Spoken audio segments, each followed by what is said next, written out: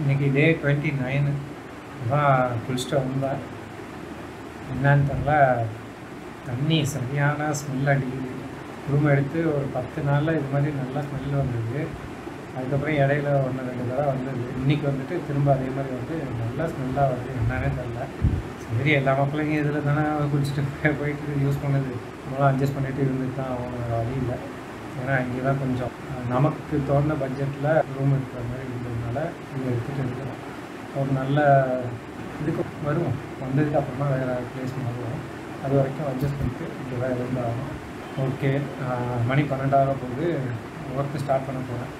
அதுக்கு முன்னாடி புதுசாக வாங்க இந்த ஹெல்மெட்டை மேலே ஸ்டிக்கர் இருக்குல்ல, அதை ரிமூவ் பண்ணுவேன். ஏன்னா இன்றைக்கி சொன்னால் இதை தான் போட்டுட்டு போக போகிறேன்.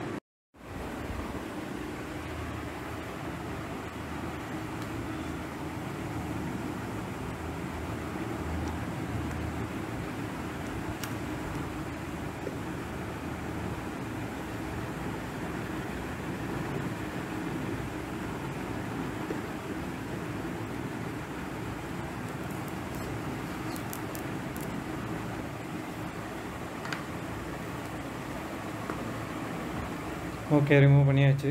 போட்டுட்டு நம்ம கிளம்புவோம். எப்படி வேறு எதுவும் அப்டேட் இருந்துச்சுன்னா இன்ஃபார்ம் பண்ணுறேன். தேங்க்யூ.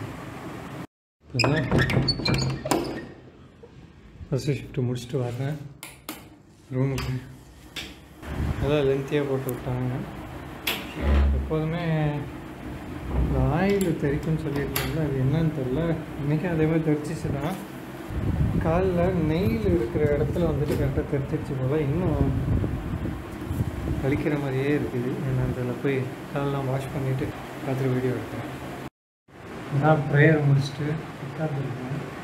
அடுத்தது மறுபடியும் ப்ரேயர் இருக்குது. இன்ஷா அல்லாஹ் அதையும் முடிச்சுட்டு 7 o'clock ஷிஃப்ட்டு கிளம்பணும். அதுக்கு முன்னாடி எதுவும் ஓப்பன் பண்ணி கொஞ்சம் டிசைன் ஓப்பன் பண்ணி இந்த இடத்துல பட்டுடுச்சு என்னன்னு தெரியல. சரி, அப்பப்போ போயிடும்னு நினச்சிக்கிட்டு நானும் ரொம்ப தூரத்துலேருந்து ரைட் பண்ணிட்டு வரேன்.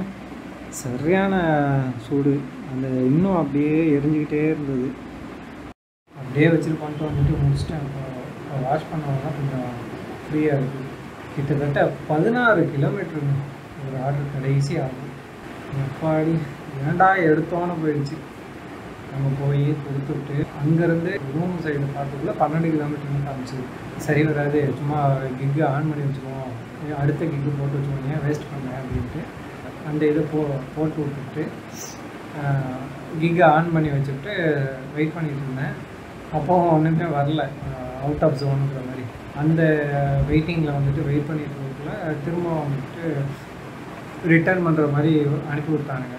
அதுக்கு ஒரு 30 rupees மாதிரி கொடுத்தானுங்க.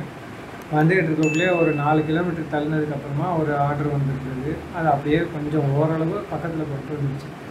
அந்த ஆர்டரை கம்ப்ளீட் பண்ணதுக்கு அப்புறமா அங்கேருந்தும் ரூமுக்கும் வந்துட்டு 6 கிலோமீட்டர் மாதிரி மாறி. ஃபஸ்ட்டே 12 கிலோமீட்டர் மாதிரி இருந்தது வந்துட்டு இப்போ 6 கிலோமீட்டர் இருந்தது. ஓரளவு ஓகே தான்ட்டு நான் கிளம்பி வந்துட்டேன். ஆனால் அநியாயம் 16 கிலோமீட்டர்லாம் உடம்பு சரியான பெயினாக இருக்க ஆரம்பிச்சிருச்சு. இன்றைக்கி மோஸ்ட்லி நல்ல பே கிடைக்க வாய்ப்பு இருக்குது.